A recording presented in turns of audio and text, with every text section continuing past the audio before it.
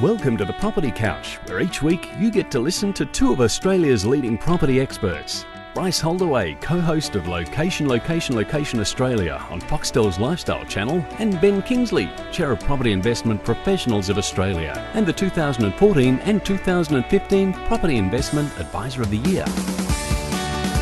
All right, folks, you're on the Property Couch. Each week, Ben and I bring you the insider's guide to property investing. Welcome back to the couch. Thanks, mate. Thanks. Always love this part of the week. Mate, it's a good part. Hey, I haven't had a chance to tell the listeners of the significant development with your personal growth of you over the summer. What have I done? You posted on Facebook. Yeah. You put a photo up. I had to have some help. And you put some emoticons up. And it's probably the first post that I put up that's not business related. Do you know? Ivis sent me a little note. I didn't notice until Ivis sent me a note to say, Bryce, check this out. Ben's posted with emoticons. Emoticons? Emotion icons. Emoticons. Emojis. Well, what is that? What they're called? You're teaching me now. Well, mate, Jane called them emojis, but when you say emoticons, I don't understand what that means. But I have an idea because when I had a look at them, right, there's one missing. Okay, it's not on there. You haven't seen the one where it does that? No. There's no okay. For those of you who can't see what we're doing, you know the old the circle. Or if you've ever done scuba diving, you do the okay symbol. Mate. No. Sorry. Seriously, is there an okay on there? Sorry, listeners. Sorry, listeners. I'm getting a nod from Ivis to say there actually is an okay. What there were? I'm sure I couldn't find. Anyway, we'll take that offline. Right. I can assure you it's there because I use it all the time. Well, and I do one of these a lot too. I know it doesn't help for people who are listening. That's a good symbol for radio. That's rock and roll. That's rock and roll. Heavy metal. Yeah, and every now and then that's the What's the one where you drop that and you do the thumb and the pinky? Yeah, what's that called? Surface hang loose. Hang loose, is it? Right, okay. So we might. Our listeners might actually. Meanwhile, back at the podcast. What are we here for? Meanwhile, back at the podcast. Right, so we're here to talk about Q&A Day. Beautiful. I think it's well known that we love Q&A Day. We do. And guess what? What's that? 99 not out. Who is? We are. Oh, that's right. Next week, Australia Day. Australia Day. 100th episode. Yeah. So are you going to come in here with no Australia Day? Are you going to have Australia boardies on? Oh, I've got a few ideas, but I've got a few ideas. I don't want to spoil it. Okay. Obviously, there have to be listening jokes, audio jokes. They can't be. No one's going to listen. Everyone will be out cooking lamb, listening out at the beach, watching the Sky Triple Show. J's. Plus 100 or something like that. Mate, in Perth, the Sky Show is enormous. You know, on Australia Day, everyone turns up to the foreshore, South Perth, the city, Kings Park. 40,000 citizens having a cheap shot at the Perth people, are we? But they turn up in droves, and it is a big, big day. And then you've got Australian crawl out on the patios. Is that, have I got that right? Yeah. No, that's not Australian crawl. Gangagang. Yeah. And then ramps it, mate. It's a great day. But they don't quite do it on the East Coast as well as Perth, I've got to say. No, we used to do here's showing me age, Eon FM and all these, sort of old. They used to do a fireworks show, but that's all being wrestled by New Year's Eve now. Yeah. So, but they used to do it to music and all that time. Perth doesn't spend the money on New Year's Mate, people don't listen for us, our rubbish banter. Let's get into what we can actually do. People don't listen to us for the Collingwood rubbish banter. The rest is okay. I'm sure they want to know more about Q&A Day, folks. We've got one from Fernando. Hi, Bryce and Ben. First of all, I want to thank you for all the knowledge you share for free in every podcast. Good on you, 3 exclamation marks. This is commitment. I've been hooked since the 1st of September, 1.5 weeks ago, so kind of date stamp that. Yep. And I've been listening to it at a ratio of 4 episodes per day. So hardcore. If someone wants to do that, I can knock it off in 25 days at that ratio. Yep. So thank you. It took me no time to realise that I needed to read your book, so it arrived last Friday, and not even the epic match between the Hawks and the Cats stopped me from reading the first 50 pages. Oh, that's good. I'm sure the content in there will help us meeting our goals, no doubt about it. With that being said, I want to quickly share with you our situation, as I believe we really need our $10 haircut to be fixed. Ooh. Episode 1. That's if any good. listener hasn't heard episode 1, go back to that. $10 haircut to be fixed. And with 1 or 2 minutes of your advice, I'm sure we are going to get the most out of the book. My wife and I moved from Sydney to Melbourne 4 years ago without even knowing where its north was. Come down to get a bit of culture. Ooh, there we go, Sydney siders. We rented an apartment in the beautiful East Melbourne for a year as we wanted to enjoy this beautiful city lifestyle, but also knowing that we needed to buy a property after that time, so we were not building someone else's future. So we bought with our hearts, a 3-bed, 2-bath studio plus man cave old house out in Donvar, which is over near Doncaster in the east of Melbourne, with the vision of slowly renovating it while starting a family. Be surrounded by green, live the Australian dream, and on top of that, generate a good growth on the property in the medium term. We love the area, but now after 2 kids, our cash flow is quite dry. Don't we all know that? And we need to do something about it. In brackets, classic, isn't it? Yeah, well, can we sell a kid? Well, we'd encourage them maybe to, anyway, probably... No, just, of course, silly comment there. Yeah, totally retracted. Totally retracted. Our first bet is to sell Donvar. It's not in a good suburb from a rent perspective in yield. Put whatever money we can make from the sell. We bought it at 520, the medium is 650, and we've been slowly renovating a few things. But again, without enough cash to finish it, we are not expecting to make a huge profit into an investment property and then become... we are not expecting to make a huge profit and then into an investment property and then become rent investors.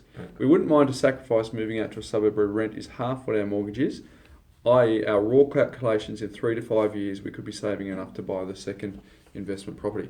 Hang in with me, folks. Hang in with me. Yeah, it's a good one. I believe the best things Australia has to offer for free, park security, it says footy. What do you reckon footy is? Oh, no idea. Culture, etc. No idea. So for now, not living in the suburb we prefer is not such a big deal when thinking on our medium long-term goals, which are given to our kids the best that we possibly can, best start we possibly can, and to start a passive income for our future ASAP. Cool. On the other hand, if we keep the property, here we go. We need to put a considerable amount of cash on top of the rent in order to pay the mortgage. So our savings wouldn't be enough to think in buying a good investment property anytime soon. We will regret not keeping this property. Will we regret not keeping this property? Yeah. Yes. Fernando, we've got some grammar stuff that's tripping me up here. That's all right. I can guarantee you that... Don't throw him under the bus. Ben? Yeah. I can guarantee you that, but don't see any other immediate solution. Anyway, guys, thanks again. Hopefully we can make the right moves so we can afford to chat to you guys on our whole journey. So I think it's either do we keep or do we sell? Yeah. Oh, and is there a reinvesting piece in there as well? Yeah. All right. So, happiness comes from big rocks in the jar. Mm-hmm. Okay. Now, some of the critical points that we like to talk about is starting with your goal setting, and then there might be that big C word that has to pop in there every now and then.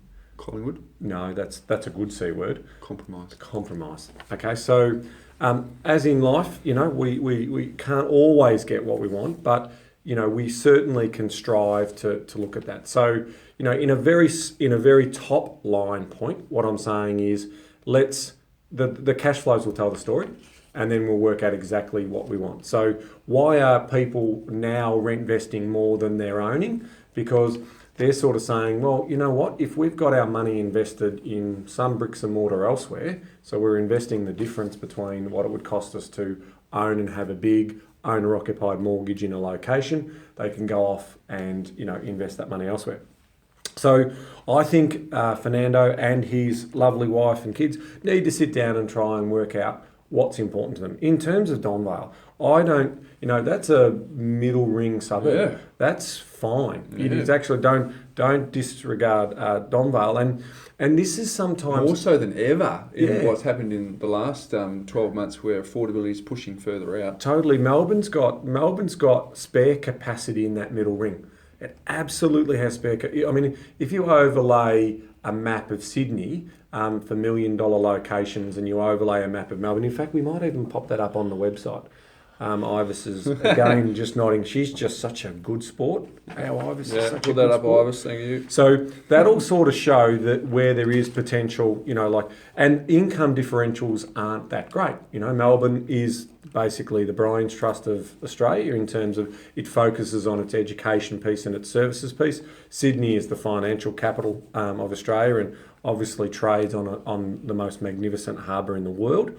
So from lifestyle and also, brains trust areas, Melbourne's pretty good. So, all of a sudden, I'm very keen to try and hold on to Donvale. Yeah. And try and springboard from that property. Now, if we're highly geared and there's no opportunity there, then ultimately it might just be a time thing. We might just have to focus on getting those savings working, using our money smarts, being prudent in terms of discretionary spending, and we could start to see a short-term goal. Now, short-term goal should be 3 to 5 years. So if we're then we're making decisions and we're making the moves to acquire property, that's true. And any household who's looking at this as a situation should be focused on what's the most important things to us, and it should be really family and health. I make a funny comment about selling Health a kid, but health is real wealth. Yeah, absolutely. Health. Say that again. Health is real wealth, but don't you look at me like that?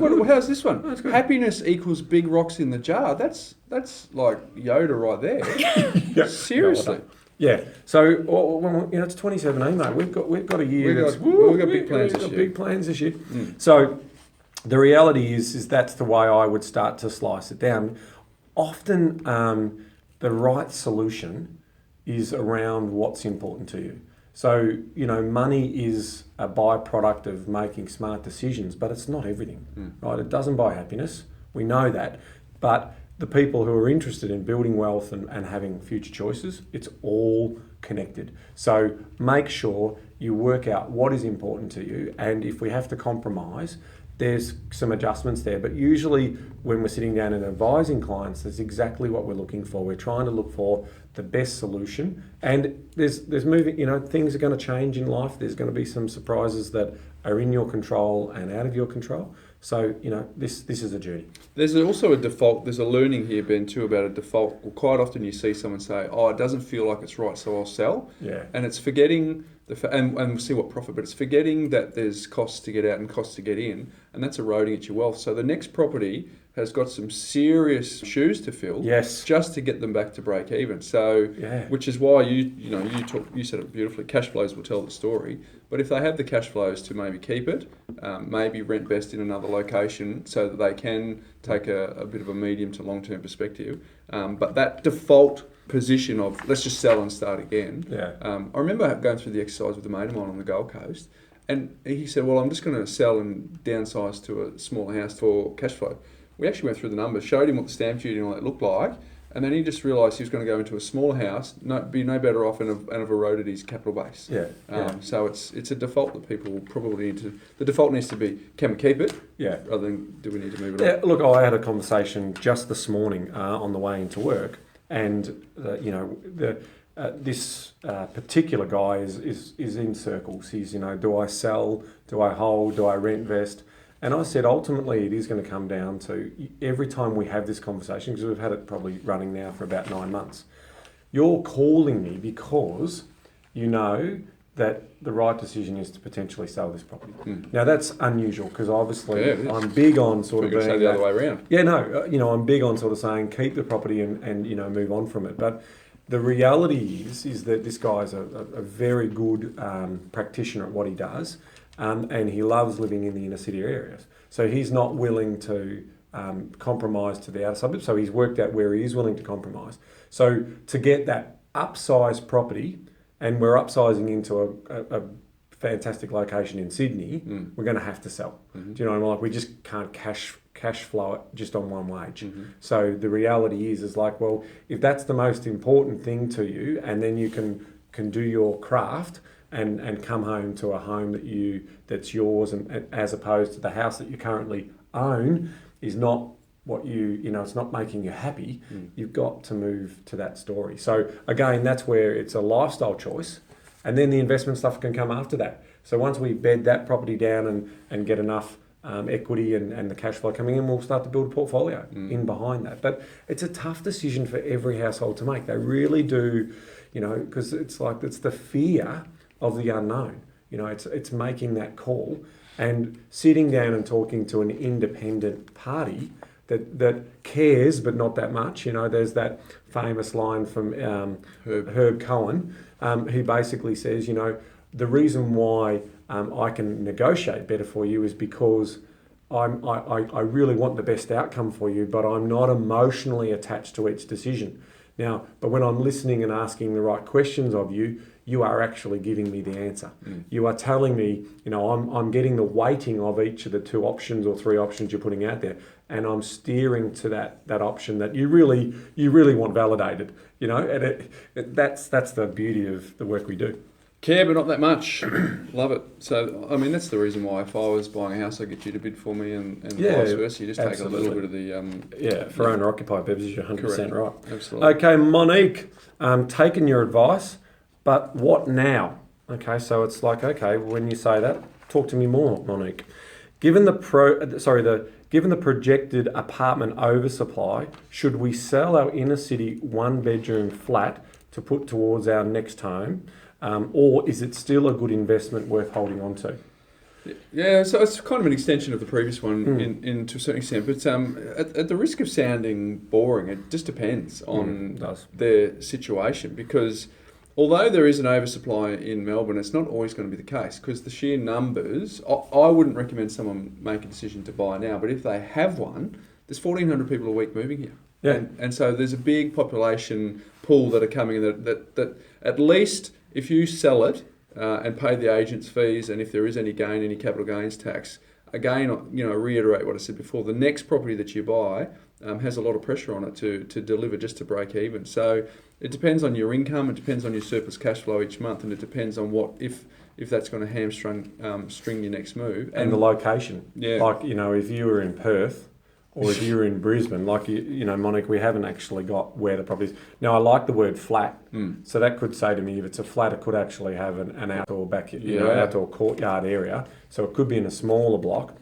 So even though there might be a projected oversupply of new apartments coming in there, these older flats could actually be a gold mine, because these newer apartments, roughly with the same floor per square metre floor size, can actually be selling for $150,000 more than your flat.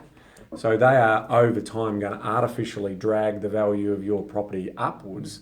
So again, this is one of those classic cases. Now, you're also towards our next home, and this is the interesting piece. So big rocks in the jar. Big rocks in the jar. If we don't have that home, so it's almost like, do we release the equity from this one to put towards the new home? That's ideally the way we'd love to go, as opposed to having to sell out of this one, unless it is in these locations where for the next 10 years.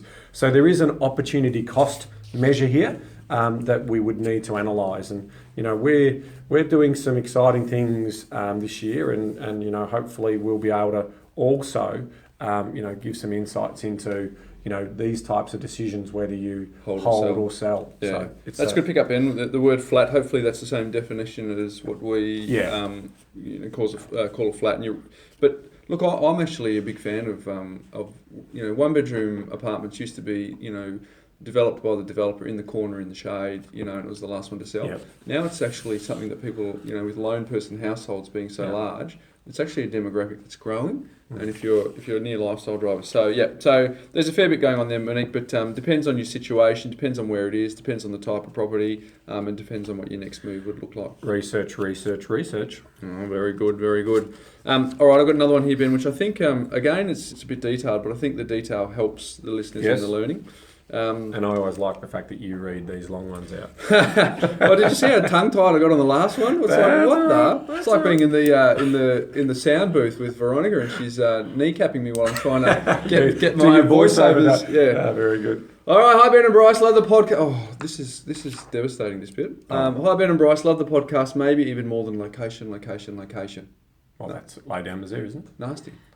Like, how do we even know if the English couple would be, because mine's location, Australia. So that's they're not even here to defend themselves. They were talking about the English version. Yeah. There are two parts to my question. Part one: 2 years ago, my wife and I purchased a property 5 kilometres from the Brisbane CBD for $530,000. Unfortunately, we only spoke to one bank, didn't seek advice, and fixed the whole loan for 3 years at 5.05. So have no offset and no way of paying more off the loan than the prescribed quarterly payment amount. After listening to your podcast and just started reading your book just this week, we have since found a decent mortgage broker, hopefully it's investment savvy, hopefully, and are considering refinancing and setting up the Money Smarts structure. Brilliant. We are considering an interest-only loan, as discussed in your podcast, to give us the flexibility to purchase another property in the next 2 to 3 years. But currently, we are getting conflicting advice from our financial planner, who is against interest only, and our mortgage broker, who is telling us cash is king in your offset account and we should consider it. Sounds like an investment-savvy mortgage broker right there. I think that's validated mortgage broker. The idea is to pay the same amount as we are paying now with a P&I loan, but go on to interest only, 100% variable, 4.3% interest rate, and let the cash stack up in the offset. What are your thoughts on this? We probably should cover that first. Yep. Do we want to do that first? Yep. Okay. So first of all, when you're saying principal and interest repayments, obviously what you're talking about there is as the loan amortises over time, at the start of the loan you're paying a lot more interest than you are principal. That's the way they work out the 360 months of repayments over a 30-year term. Now, the reality should still be, when you're running your Money Smarts, is hypothetically in your mind, you're thinking that you will keep paying the principal off the loan. Don't do that. What your budget and what the Money Smarts is all about is basically saying do your budget and then work out the weekly provision for your living and lifestyle expenditure, and then that's your money. So, if you run out on Tuesday and the next weekly allocation is Thursday, open the pantry, get the baked beans out and just live within your means, because this is where the slippage occurs. There's lots of startups around the world trying to save pennies and rounding up dollars like Acorn and all these types of money management sort of solutions out there. They're doing exactly what we're saying to people to do, and that is live within those means. Everything goes back in the offset then, so it doesn't matter. So the whole argument of principal and interest is out the window, other than control. Well, it's just a generational thing, isn't it? Yeah. It's your parents told you to pay cash for everything, get out of debt as quickly as you can. So It's just this, what's the word? It'll come to me. Conditioning. Yes. Conditioning. Correct. It's totally conditioning. But what you just described is there's no difference. In fact, it's a positive difference. It improves your flexibility. Yeah. And you're giving them, you're actually helping them look to the horizon 10, 15, 20 years down the track. Yeah. Because the house or the property that they live in may want to serve as an investment property. And if it does, you can just pull all your money out of offset, not change the nature of the loan whatsoever. Therefore, it becomes deductible, and you'll be in the small percentage of the population who can actually do that versus the large percentage of the population who go, geez, I wish I had 20 years ago had have thought this through. If you are absolutely, and I'm talking 100% sure that this property will never, ever, ever, ever be an investment property, only then will I give you an exemption. Do you know it's a tight exemption. So because if what some people, if the money's in an account, they spend it, and that's why the living and lifestyle account is a separate account to the primary account. So where we keep all of our main offset money, effectively you almost need to say that there is an emergency wall. And the two presidents, the president and the head of the Air Force, you and Donald Trump have to. They have to have the keys to open it up to ever go in there to get some emergency funds. That's the way you should approach it, because if you approach it with that type of mindset, you then start to look at discretionary spending in a smart light, in terms of what's really needed as opposed to critical, important, nice to haves, and then that money starts to build up, reduces interest, and then whammy, 20 years later, you're financially independent, and that's the beauty of it. Very well said. All right, so now we've got Ronnie Reid. Ronnie Reid. Oh, that was James Foley, by the way. Thanks, James. Appreciate that. Ronnie Reid. Hi, guys. Loving the podcast. Only started a month ago, and I'm devouring it. Ben, I don't know if you've been told this before. When I'm listening to you, I can't help but associate your voice with the radio celeb Fitzy. It's mine Whipper then. Fitzy and Whipper. Fitzy and Whipper, okay. So he's the ex-Swans footballer, was he? Big brother dude. Oh, right. I see. No, before the game. Oh, yeah. He's the funny guy. Yeah, he's the funny guy. So you're the funny guy. Yeah, funny guy. Yeah. That's not really true. And maybe it's just the voice association. Anyway. And it says here, anyway, my question is how to start the property investment after 40. Good question. We are self-employed, and although we have a few savings, it is not near as enough for a 20% asked for a deposit. So we can teach him a little bit about that. We don't even have our own home. Should we work towards that first? Thank you, guys. Well, it's quite often when someone who is in that scenario, because they're self-employed, they don't have super as well.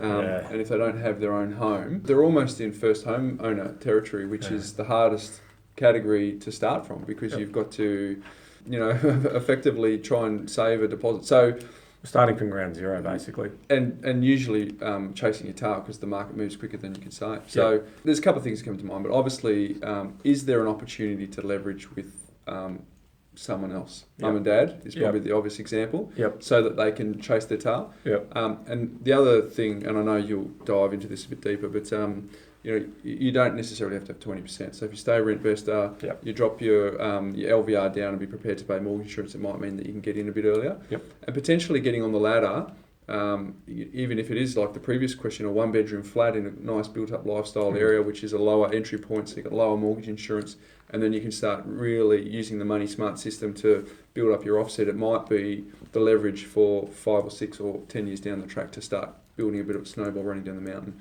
But it is, I'm not gonna lie, that's a tough situation to start from. Yeah, it is. And look, 40 is, after 40, I mean, if we're sort of 49, if we're in our early 40s, the reality for your situation, Ronnie, is you may be, 70 might be the sort of time frame that we've got. So we're going to live longer, all right? So everyone has this vision of retiring at 65 because that's the conditioning that we had when we were growing up. But the reality is, in your case, we've still got 25, 30 years to invest.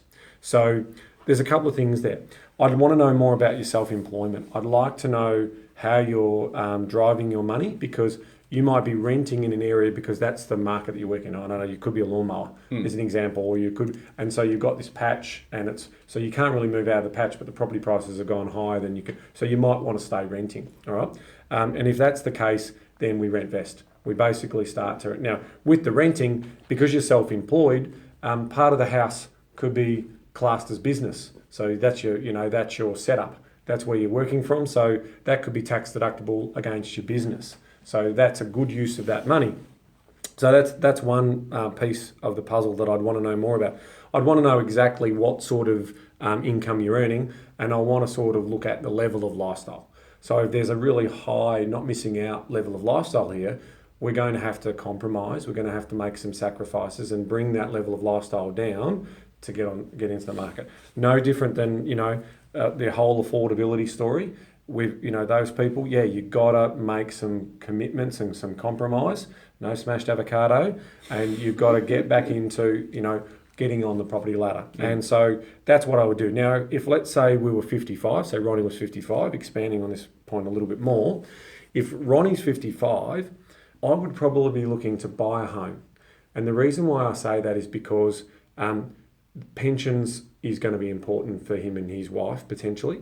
So when you rent a property, or your principal place of residence is basically not means tested against the pension. So to have that asset and potentially sell out of that asset later on if we're going into a nursing home can potentially be a good one, all right? As opposed to, even though when you're renting, you don't have any assets, so your pension's still going to be true. But I would like to see someone who's later in life into that type of owning their own home. If they haven't gone on a rent investing story or something along those lines. Yeah, well done, well said, Fitzy. Being self-employed gives them some subject to their accountant too. Yes. And depending on which structure they have, they might, if they've got an offset account, they can cash flow through their offset account at certain parts of the month as well. It's a bit advanced, but beautiful. Last one, we're going to fit one in, Ivis? Yes, yeah, I think we're going okay. This is from Lyle Allen. Hi guys, love your YouTube channel. No one normally says that, but you put a lot of effort into the YouTube channel, Ivis, don't you? Well, actually, it's you and I. You and I. And love the way you guys look at property. I would like to offer a suggestion for you guys to cover the next podcast. I bought my property at 22 in Kalgoorlie, WA. Mining town, 6 hours. 22, Perth. Got early. I know. Mining towns are dangerous. We bought that property in 2010 and have seen no growth whatsoever. Property was bought in 2005 for 197, and we purchased it for 340 in 2010. Not a bad profit for the previous owners. As soon as we bought it, growth stopped. We are, however, getting 7% gross yield, leased at $460 a week. When we then bought a house in a big block in Balladura in the northeastern suburbs of Perth. We bought that for $450 in 2014. Unfortunately, that house has dropped by around 7%. We now live in this home, but we leased it at $435. We are now at 90% LVR. Both properties are 3x2s, with the Perth property on 760 square metres. This house was bought for $128,000 in 1998 prior to us, just to sort of pour more salt on the wound. Very disheartening for a young couple. Could I get a rough idea on what you would do in a situation, in a completely general sense, in brackets? Also, could you guys discuss ways to get yourselves out of sticky situations like this? I think a lot of people are feeling this kind of pinch right now, especially WA. Cheers, guys. Love your work. It's from Lyle. Yeah. Tough. It's hard to answer without pouring Yeah, I know. more misery on it. So the first thing is, number one, continue with a positive mindset. Yep. Right? If we are ultimately going to be responsible for affecting any change. So, if we wallow in the past, if we continue to let that play with our buying psychology and our general health, it's going to affect us. All right. The past is the past. We can't do anything about it. It's time to look forward. What would I do? This could be that take the medicine, little cut on the hand and just put some salt into it and rub it in, and then that's it. That bit's gone. We need to look forward. How would I look forward? Well, I'd want to do a better assessment of both of these assets before I'd made any specific recommendation, but we're absolutely going to need to probably cut our losses on one of them, and that should free up some cash flow to get a better asset. So I love holding property, that, but in some cases there is a time where we cut our losses because the opportunity cost is too great in terms of putting our money into another marketplace. Well, the other one in Perth is, Perth's, bumbling along the bottom, so it's got upside in its future, and it's their principal place of residence at the moment, so it's still serving another purpose. But I tend to agree. Kalgoorlie, it's not like you're in Mount Price or Paraburdoo or anything, which is in the very north of the state, and it's totally remote. At least you've still got access to a capital city, 6 hours down the road in Kalgoorlie, but I'd agree. Yeah. The Kalgoorlie one's obviously the most challenging. Even though it's close to probably cash flow, 90%, no, it wouldn't be. It's still costing you money out of pocket. So maybe someone else who has a bigger deposit who wants to come in and just get a cash flow, that's what Kalgoorlie will give them. And we're not focusing on the negative, but as part of the planning process we need to do, it's going to take a while to sell. The days on market in Kalgoorlie would be probably in excess of 300 days on market for an average property. So the reality is officially and potentially unofficially, we're on the market in that particular area. So I'd be talking to the agents to sort of work that through. So gold mining town, gold prices are still going all right. There has been some investment into that area, but the reality is that the upkeep of the mines requires less people than the capital works of the mines. And when gold prices were sitting at, $1,800 an ounce, life was pretty good, and businesses would put money into those areas and they need accommodation. And that's why, when you did buy, you bought right through that early part of the mining boom, and you come on the other side of it. Now, if our situation was different, we had really strong cash flows, we'd hold on to that. But because we've got two assets that are technically underperforming, we need to reboot at least on one of them, possibly on two of them. So discuss the ways you get yourselves out of sticky situations like this. 1, stay positive. 2, get some serious independent professional advice. Yeah. Cash flows will tell us the story. Yeah. But we're not going to. This is like a farmer who's planted 3 crops over 3 years and failed on every crop. We've lost money in a sense because of the opportunity cost, but guess what? If we keep moving forward, keep getting up and having a go, in 3 to 5 years, we'll start to see some sunshine reappearing. There you go, Lyle. Thank you for that. There you go, folks. Q&A day. There's a few key points there. Remember last year we were told that we didn't summarise. I've even taken some notes, mate. So please do. How's this bit of gold, Ivis? Happiness equals big rocks in the jar. I said it earlier before, but that's just right up there with Ben. I think we should tweet that. Cash flows will tell the story. In any decision, there's an opportunity cost measure. I think Fernando will be sort of pondering that. Yep. Interest-only loans are okay, despite the fact that you got some conflicting advice from the financial planner and the mortgage broker there. Yep. Investing after 40 years needs you to determine what's important and also determine How long you've got. How long you've got. And then the last point, Ben, and I think it's a key one, keep positive mindset. If you've had to go 2 steps back before you go 1 step forward, stay positive, because property is a forgiving asset class if you play the long game. Yep. So I mean, think about this, to keep your mind positive on the long game, because we've talked about last year a bit about winter is coming in the apartment market, and we're starting to see that play out. But there will be times in all markets where it's going to be pretty ordinary. If you ask people around how happy they were between 2007 and 2011 in the Sydney market, they're all like, why are we servicing this mortgage? This place is worth nothing, and then 60% growth in the last 4 or 5 years. Whew, you get that. So, the thing that keeps me positive longer term is that over the next 2 generations, so the next 2 decades, our population is going to potentially double.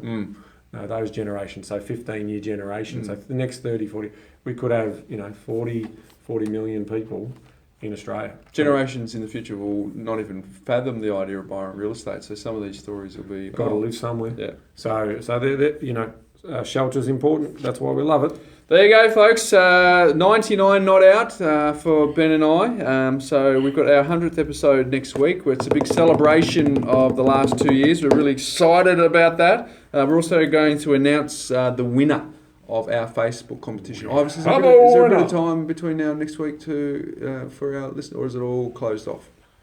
Still a bit of time. Go to the Facebook, and I'll give you an incentive to go to Facebook and like us. Ben mentioned that map of Melbourne and Sydney, thanks to CoreLogic. Yep. We're going to post both of those pictures up on Facebook, so you go and check that out. While you're there, like us, that would be wonderful. And also, we have got some... Ben, we're not going to rest on our laurels here on the Property Couch. We've got some exciting developments on the podcast. And for our next 100 episodes. For our next 100 episodes. Yeah. After we get over Australia Day. After we get over Australia Day. So we'll announce that next week. You know what I'm really looking forward to? What's that? Ives introing the show. Yeah, well, we just put that on record. It is. Because off air she was saying no way. Yeah. So, folks, go to Facebook and let us know if Ives should intro next week. We still won't show you her face, yes. but you'll hear her voice for the first time. So you will. Yeah, so she resigns and quits work in the next week. But lots and lots of really cool stuff planned. So stay tuned. And Ben, also this episode is the last episode BT. Before Trump.